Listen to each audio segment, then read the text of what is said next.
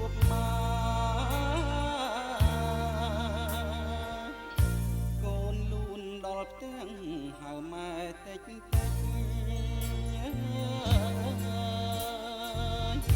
ក្រោមភ្លៀងស្រេចស្រេចមិនដេចមិនឃើញមក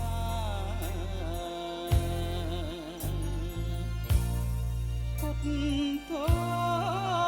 ផ្ទះខ្ញុំមានសល់អីទេ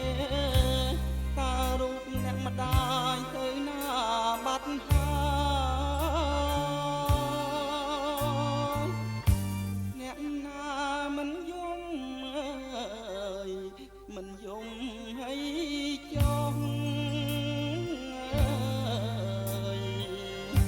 ខ្ញុំយំត្រឡង់ខានឃើញមុខមក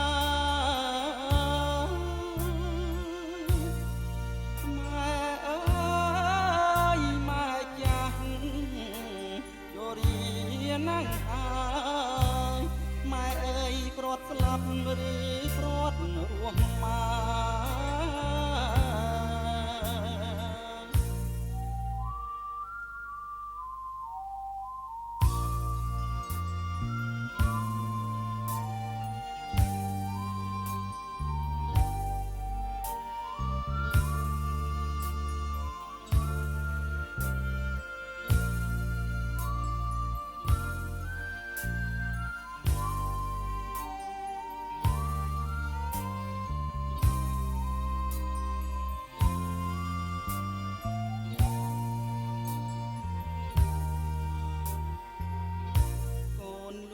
ដល់ផ្ទាំង